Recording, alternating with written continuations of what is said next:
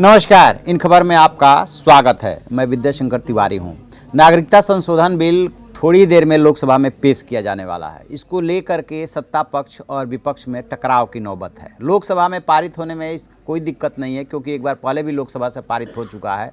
मामला राज्यसभा को लेकर के थोड़ा सा अटका हुआ है। हालांकि सरकार की तरफ से जो खबरें आ रही हैं उसके मुताबिक राज्यसभा में भी ये अन्य दलों के सहयोग से पास करा लेंगे। सवाल ये है कि आखिरकार इसमें ऐसा क्या है जिसको लेकर के विपक्ष इतना अड़ा हुआ है कि इस स्वरूप में इसको पास नहीं होना चाहिए, इसे स्टैंडिंग कमेटी के पास भेजा जाना चाहिए। दरअसल पहले ये समझते हैं कि नागरिकता संशोधन बिल जो पेश हो रहा है ये 1955 में ओरिजिनल बना था और उसके बाद से इसमें ये संशोधन होने जा रहा है। अपने देश में जो नागरिकता लेने का प्रोविज़न है वो 3-4 माध्यम से नागरिकता मिलती है। एक तो बाई बर्थ, दूसरा होता है वंशानुगत क्रम में, पंजीकरण से, और प्राकृतिक रूप से नागरिकता, और यदि कोई देश इस देश में मर्ज हो जाता है तो। अभी तक क्या है कि जो दूसरे देश से कोई आता है और भारत की नागरिकता लेना चाहता है तो उसके लिए प्रोविज़न है कि कम से कम 11 साल से वो भारत में रह रहा हो। इस अवधि को अब घटा करके 1 साल से 6 साल किया जा रहा है।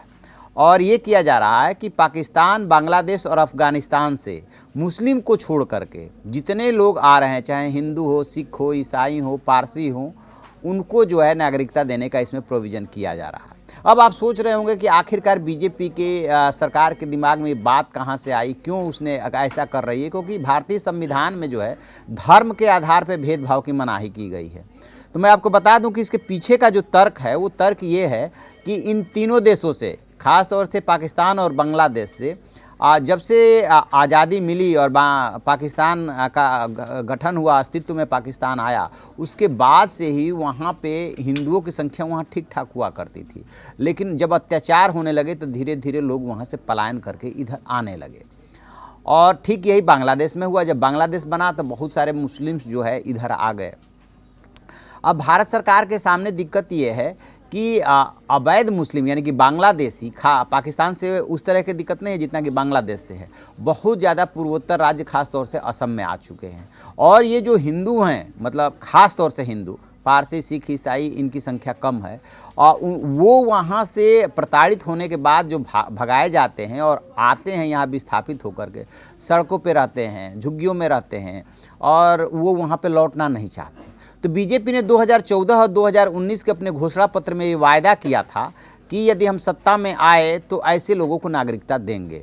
और एक बात और महत्वपूर्ण उसने कहा था कि जैसे वो 370 को उसने ख़त्म किया, ट्रीट किया, वैसे ही इस बिल को ट्रीट कर रही है।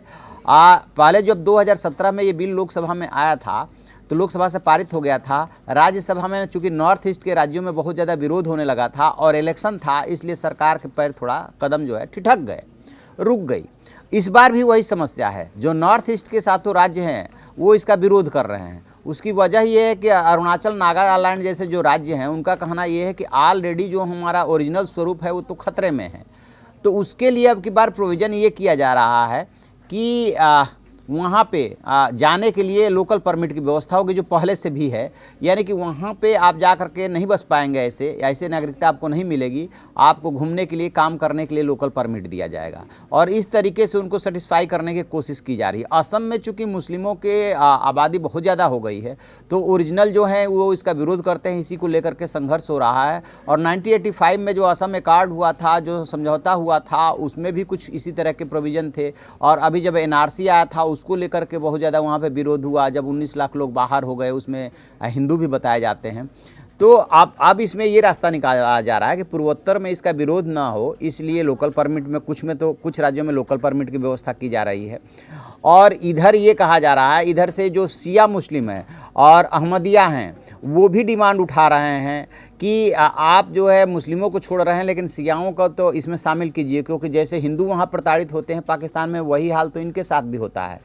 तो अब उसको इसमें शामिल नहीं किया गया है। अलग अलग कोने से डिमांड उठ रही है। उधर जो शिवसेना जो बीजेपी से अलग हो चुकी है, उसने में सामना में जो लिखा है उससे ये तो संकेत दिया है कि वो इस बिल का सपोर्ट करेगी, लेकिन कह रहे कि भारत ऑलरेडी परेशानी में है, ऑलरेडी आर्थिक मंदी के दौर से गुजर रहा है, तो दूसरे देशों के नागरिकों का बर्डन क्यों लेना चाहता है भारत। उसने तरीके से विरोध किया है, लेकिन जो खबरें आ रही है उसके मुताबिक शिवसेना इसका सपोर्ट करेगी।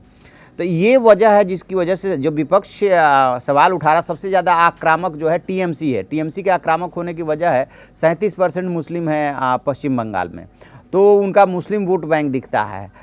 ऐसे ही जहाँ जहाँ पर ऐसे मुस्लिम चंक है वो विपक्षी कांग्रेस समेत तमाम विपक्षी दल इसका विरोध कर रहे हैं। और बीजेपी को भरोसा है कि लोकसभा में तो 101% ये पारित होगा, राज्यसभा में भी उनके पास 81 सीटें हैं और शिवसेना के पास 3 है। जेडीयू भी यदि डायरेक्ट सपोर्ट नहीं करेगा तो इनडायरेक्टली वॉकआउट कर सकता है।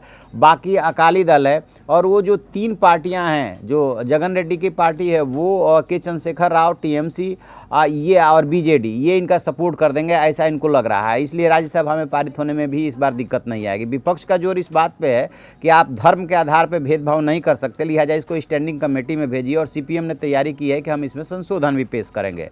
खैर सीपीएम की ना लोकसभा में ना राज्यसभा में कोई खास औकात नहीं है। जब भी विपक्ष परेशानी खड़ा कर पाएगा तो वो खड़ा कर पाएगा यूनाइट होकर के। यदि यूनाइट हो जाता है तब तो सत्ता पक्ष के लिए परेशानी की बात होगी, लेकिन यदि वो यूनाइट नहीं होता है तो नहीं लगता कि मोदी सरकार को इसको पास कराने में कोई खास दिक्कत आने वाली है। देखते हैं थोड़ी देर बाद जब लोकसभा में पेश होता है। तैयारी है कि आज ही पेश करना है, आज ही जो इसको पारित कराना है। प्रधानमंत्री नरेंद्र मोदी इस समय संभवतः झारखंड में है। एक बार फिर से अमित शाह ही इस पे अपना भाषण देंगे, जैसे कि उन्होंने 370 को लेकर के दिया था, उन्हीं को ये जिम्मेदारी दी गई है और उन्हीं को पास कराने की भी जिम्मेदारी दी गई है, लोकसभा से लेकर के राज्यसभा तक। जैसे इसमें कोई अपडेट मिलेगा हम आपको बताएंगे। आप देखते रहिए हमारा डिजिटल चैनल इन खबर। Thank you. इन खबर चैनल को सब्सक्राइब करें और बेल आइकन दबाना ना भूलें।